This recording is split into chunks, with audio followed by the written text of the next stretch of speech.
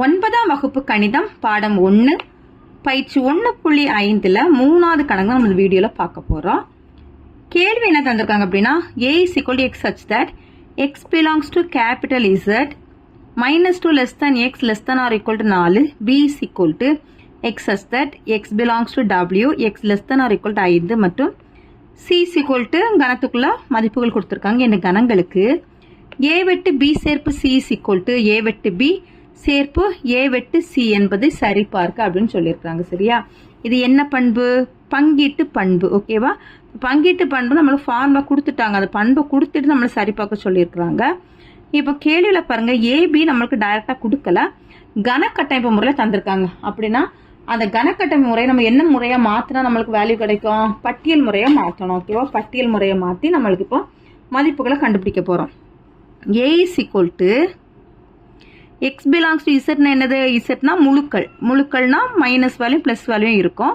நம்மளுக்கு இங்கே மைனஸ் வேல்யூலேருந்து நம்மளுக்கு கொடுத்துருக்குறாங்க. ஓகேவா? அப்போ -2 லெஸ் தேன் எக்ஸ் அப்படின்னா என்ன அர்த்தம்?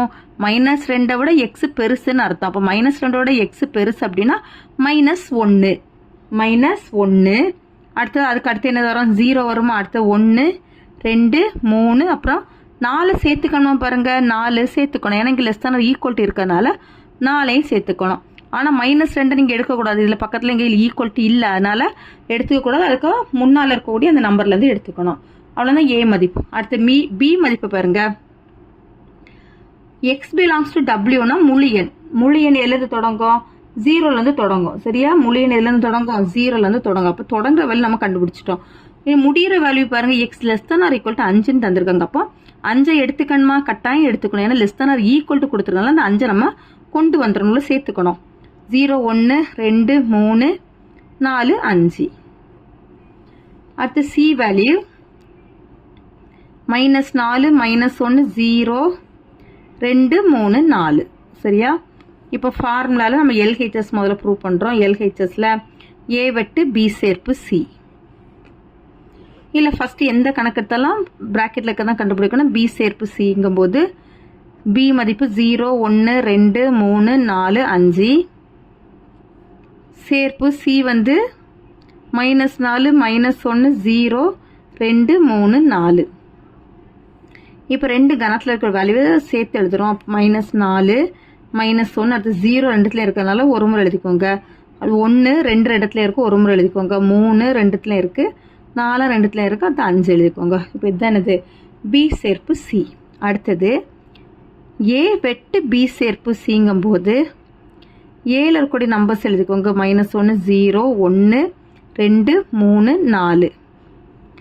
வெட்டு பி சேர்ப்பு சிங்கும் போது இதை தூக்கி எழுதிக்கோங்க. -4 -1 0 1 2 3 4 5. இதில் நம்ம இப்போ வெட்டு கண்டுபிடிக்கிறோம். வெட்டுனா என்ன அர்த்தம்? ரெண்டுத்துலையும் பொதுவாக இருக்குது. எதெல்லாம் பொதுவாக இருக்குது? -1 பொதுவாக இருக்கா, அப்புறம் 0 பொதுவாக இருக்கா, 1 பொதுவாக இருக்குது, 2 இருக்குது, அப்புறம் 3 இருக்குது, 4 இருக்குது. சரியா? -1 0 1 2 3 4. இதுதான் என்ன? சமன்பாடு 1. அடுத்து ஆர்ஹெச்எஸ்.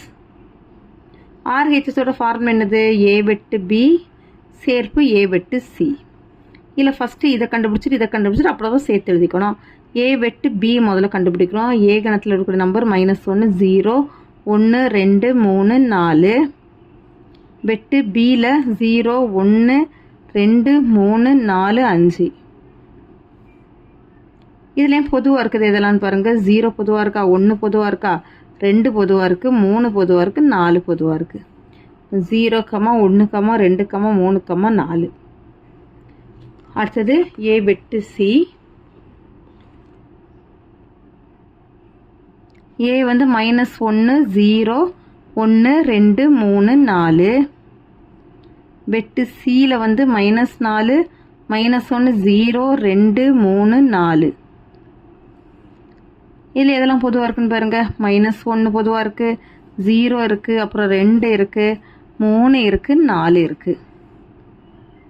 -1 0 2 3 இவ்வளோ தான். இல்லை சரி, 4 பொதுவாக இருக்குது. ஓகேவா? 4. அடுத்து ஏ வெட்டு பி சேர்ப்பு ஏ வெட்டு சி. ஏ வெட்டு பி வந்து 0 1 2 3 4. சேர்ப்பு ஏ வெட்டு சியில் -1 0 2 3 4. இப்போ இதை ரெண்டுத்தையும் சேர்த்து எழுதுகிறோம். சேர்த்து எழுதும்போது -1 அடுத்து 0 1 2 3 4. சமன்பாடு 2. சரி, இப்போ பாருங்கள், ஒன்றா சமன்பாட்டில் -1 இருக்கா, 0 இருக்கா, 1 இருக்கா, 2 இருக்கா, 3 இருக்கா, 4 இருக்கா. அப்போ 1 2 நம்மளுக்கு சமமாக கிடச்சாச்சு. 1 சமம் 2. தேர்ஃபோர் 1 மற்றும் 2லிருந்து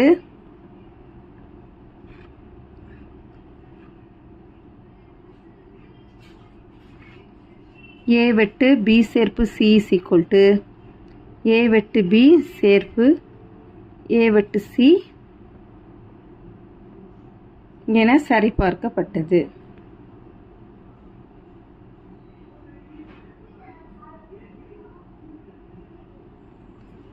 அவ்வளோதான் இந்த வீடியோ. தேங்க்யூ.